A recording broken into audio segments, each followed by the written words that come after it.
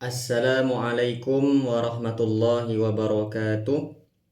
Alhamdulillahirabbil alamin. Assalatu wassalamu ala asyrafil anbiya'i wal mursalin wa ala alihi wa ashabihi ajma'in, amma ba'du.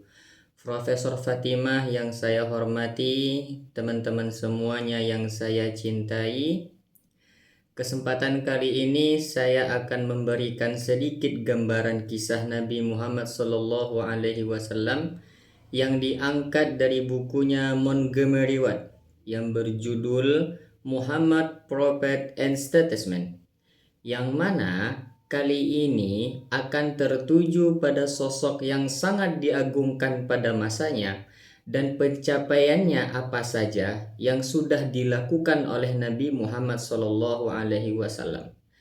Pada pembahasan pertama, Montgomery Watt memberikan sedikit gambaran tentang The Gifted Orphan, seorang anak yatim yang sangat berbakat.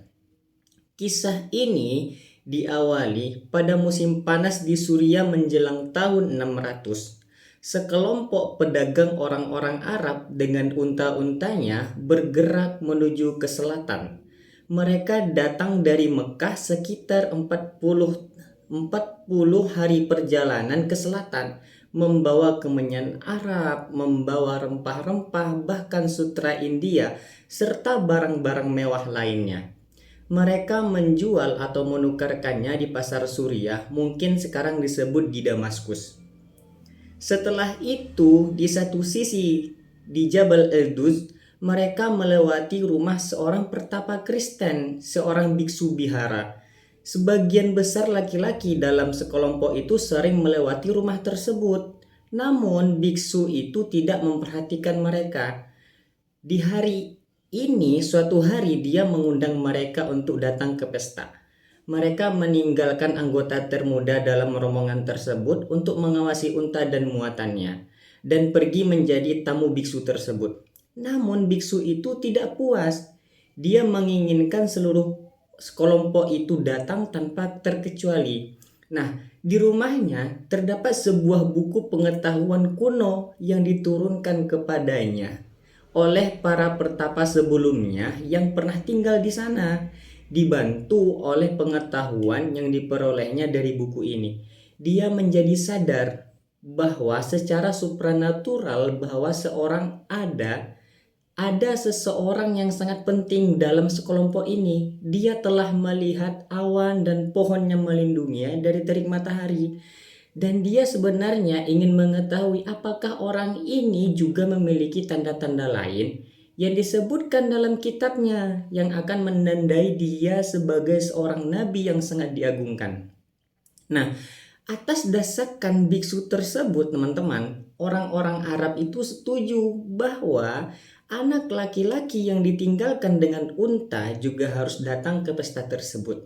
Nah, biksu ini ingin mengetahui segalanya tentang dia. Dia bertanya pada paman yang di kelompok tersebut yang bertanggung jawab atas laki-laki ini.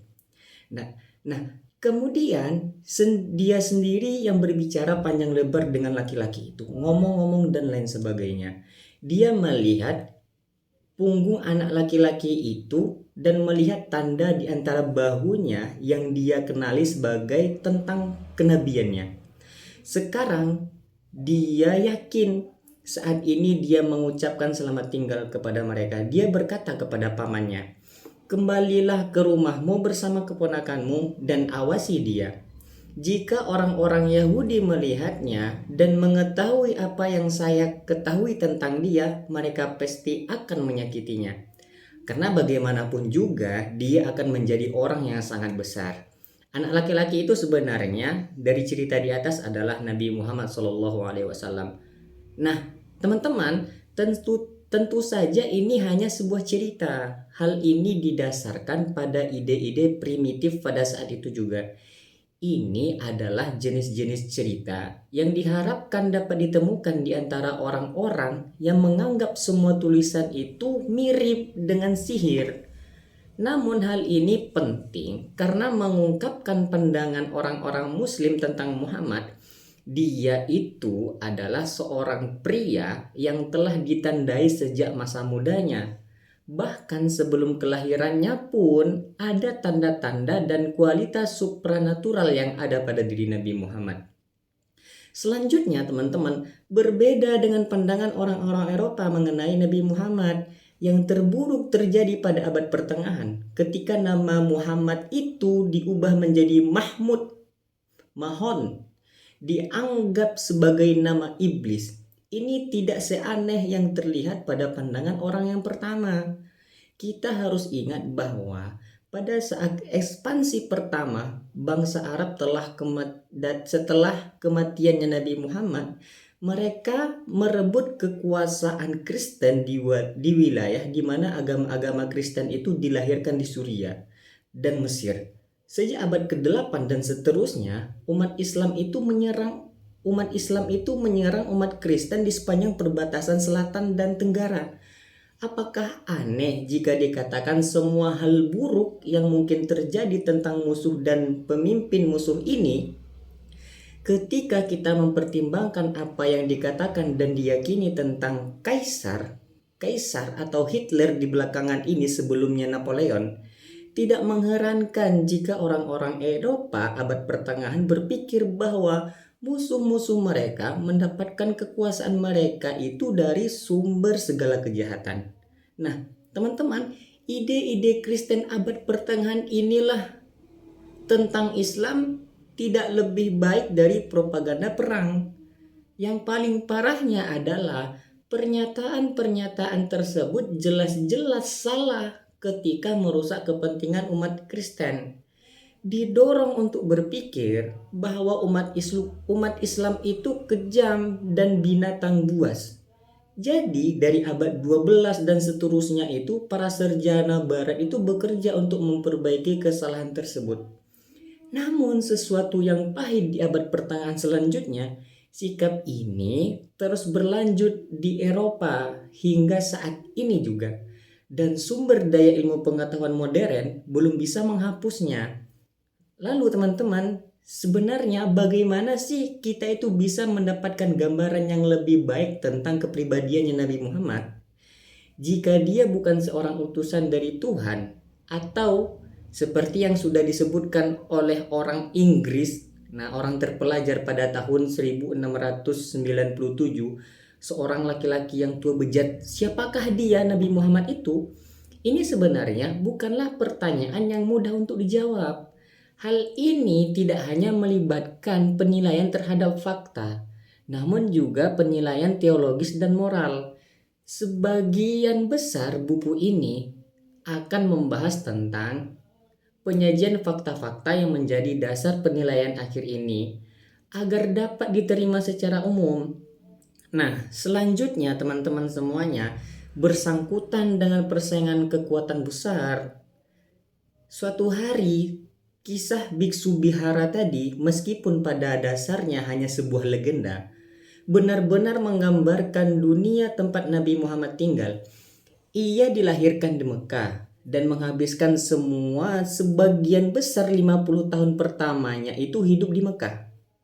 Orang-orang Mekah adalah pedagang dan mengirim sekelompok pedagang ke Suriah. Muhammad pasti sebenarnya pernah bergabung dengan orang-orang pedagang tersebut. Atau disebut juga dengan karavan. Dan mungkin juga kadang-kadang bepergian bersama pamannya. Inilah fakta yang sangat penting. Mekah adalah sebuah kota kecil di padang pasir atau di dekat pantai barat Arabia. Namun kota ini sebenarnya tidak terisolasi dari kerajaan-kerajaan besar pada masa itu. Setelah kita membaca sekilas sumber-sumber tersebut, mungkin saja menunjukkan bahwa Islam itu tumbuh dari pertengkaran kecil di kota-kota kecil ini. Namun, studi yang lebih cermat menunjukkan bahwa seluruh Arab telah terjerat dalam jerat politik negara-negara besar pada masa itu juga. Dan harus yang kita ketahui, salah satu kekuatan besar tersebut adalah Kekaisaran Bizantium. Ketika para pedagang Mekah itu membawa barang-barangnya ke Damaskus atau sekarang disebut dengan Gaza, mereka telah memasuki wilayah kekuasaan Bizantium. Nah, kerajaan inilah dikenal juga dengan sebutan Kekaisaran Romawi atau Kekaisaran Romawi Timur. Nah, teman-teman, itu adalah sisa-sisa Kekaisaran Romawi pada zaman klasik. Nah, selanjutnya, bagian barat sana telah dikuasai oleh kaum barbar yang pada abad kelima dan tidak ada lagi setelahnya itu. Namun bagian wilayah timur yang beribu kota di Konstantinopel, mereka mampu bertahan pada abad ke-6, bahkan berhasil merebut kembali wilayah barat dari penguasa barbar mereka itu. Nah, selanjutnya pada tahun 600 pada Kekaisaran Bizantium mencakup Asia Kecil, Suria, Mesir, dan Eropa tetangga hingga Danub. Negara ini juga menguasai pulau-pulau di Mediterania dan beberapa wilayah di Italia, serta sebenarnya menguasai wilayah-wilayah pesisir Afrika Utara. Kekaisaran Bizantium sebenarnya mempunyai saingan yang sangat berat loh. Apa aja? Kekaisaran Persia di bawah dinasti Sasanid, dan juga wilayah ini sebenarnya diperintah dari negeri-negeri kaya di Irak dan membentang dari sana hingga ke Afghanistan dan juga dari Sungai Akfus. Ini sebenarnya dua kekuatan yang sangat besar saat ini dalam kaitannya dengan Arab. Nah, pada paruh abad kedua, abad ke-6, persaingan mereka sebenarnya berujung pada serangkaian perang yang hanya berlangsung sebentar. Nah, selanjutnya klimaksnya apa? Jika kita bisa mengantisipasinya terjadi pada tahun-tahun terakhir kehidupan Nabi Muhammad, Persia berhasil mengalahkan Bizantium, menaklukkan Suria dan Mesir. Nah, selanjutnya pada tahun 614 memasuki Yerusalem dan merampas salib sejati. Nah, Kekaisaran Bizantium bekerja dengan sabar untuk memulihkan situasi tersebut, dibantu oleh perselisihan dinasti dalam keluarga kerajaan Persia. Dia berhasil sepenuhnya. Tahun selanjutnya, tahun 628, Persia harus menuntut perdamaian. Mereka mengevaluasi provinsi-provinsi Bizantium yang mereka duduki. Dan pada tahun 630, Roh Suci dikembalikan lagi ke Yerusalem. Perjuangan jangka panjang ini yang dilakukan oleh para raksasa ini, para kekaisaran ini berdampak sebenarnya di Arab. Nah, selanjutnya bangsa Persia mempunyai pengaruh di Teluk Persia dan sepanjang pantai selatan Arabia. Ya, selanjutnya ya. Mungkin seperti itu. Nah, selanjutnya semua kerajaan-kerajaan kecil itu telah terbentuk bergantung pada Persia dalam satu dan mungkin mempunyai lain cara. Seringkali salah satu faksi lokal tentang berkuasanya dengan dukungan Persia. Setidaknya sejak abad keempat itu ya, Persia itu mempunyai pengaruh di Yaman. Ya mungkin sekitar tahun 570 mereka mengirimkan pasukan penyerang lintas laut untuk menduduki wilayah tersebut ya. Dan kemudian teman-teman mencoba mengembangkan perdagangan dari Yaman ke Irak melalui jalur darat. Nah, ketertarikan bangsa Romawi ini terhadap jalur perdagangan Arab Barat ditunjukkan melalui ekspedisi besar-besaran pada tahun 224 sebelum Masehi. Namun hal ini tidak berhasil, bahkan sebenarnya menimbulkan bencana. Nah, selanjutnya sekitar 356 kita mendengar Kaisar Bizantium itu mengirimkan seorang Kristen ke Yaman untuk melawan pengaruh Persia dengan menyebarkan agama-agama Kristen. Selanjutnya, bangsa Bizantium itu sangat terkesan dengan pentingnya bagian Arab ini. Sehingga sekitar tahun 521, Kaisar itu mendorong untuk menyetujui pendudukan Abbasiyah di Yaman, meskipun sebenarnya ada perbedaan agama dan politik antara bangsa Abbasiyah dan Bizantium. Nah, kelompok terakhir menyebutkan bentuk kekristenan mereka. Ortodok dan menganggap kaum Abbasiyah itu sebagai bid'ah monofisit. Nah, bid'ah monofisit. Tetapi mereka lebih memilih bid'ah yang bersahabat daripada orang Persia atau anak didik Persia.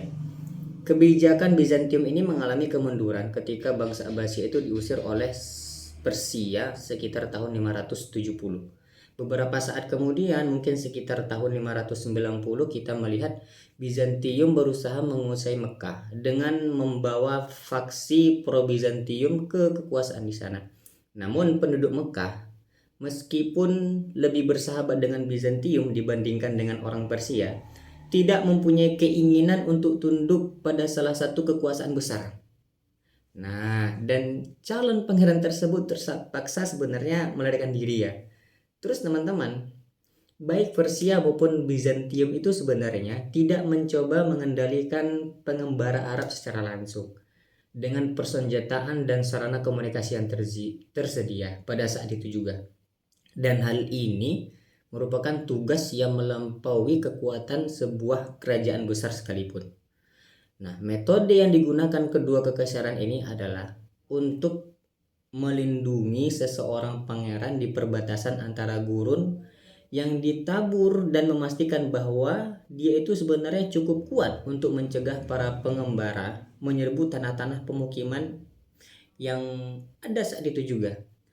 Nah, oleh karena itu sebenarnya orang-orang Persia itu mendukung dinasti Pangeran Lakhmid yang sebagian pengikutnya itu adalah pengembara. Meskipun sebenarnya mereka tinggal sendiri di kota Hiroh ya, dekat sungai Efrat. Demikian pula Bizantium, setidaknya sejak tahun 529 mendukung Pangeran Ganasid yang mendominasi wilayah timur sebagai Yordan dan Damaskus, sungai Yordan dan Damaskus. Nah, teman-teman, selain perluasan pengaruh politik di sebagian besar wilayah Arab, sebenarnya terdapat juga penetrasi budaya atau agama. Kaum Ganasid sebenarnya telah lama menjadi Kristen dan menjelang tahun 600 Raja Lakhmud menjadi seorang Kristen. Dan inilah sebenarnya dorongan dari negara-negara besar, dan selain itu agama Kristen telah menyebar di antara suku-suku nomaden. Pada masa Muhammad, teman-teman, terdapat banyak umat Kristen, banyak suku, dan beberapa suku atau bagian dari suku itu sebagian besar beragama Kristen malahan. Namun, seberapa memadai pemahaman mereka terhadap agama Kristen sulit diketahui. Yang jelas ada hubungan antara agama dan politik. Itu intinya. Bentuk-bentuk kekristenan ortodok dan monofitisme ini dikaitkan dengan sikap politik pro-Bizantium yang sudah kita jelaskan di atas. Karena apa? Karena Kaisar Bizantium adalah ortodok sedangkan Ghassanid dan Abbasiyah adalah monofisit. Di sisi lain, bentuk kekristenan Nestorian, lebih tepatnya di Suriah Timur itu, telah diusir dari Kekaisaran Bizantium, namun telah mendapatkan banyak penganut di Irak.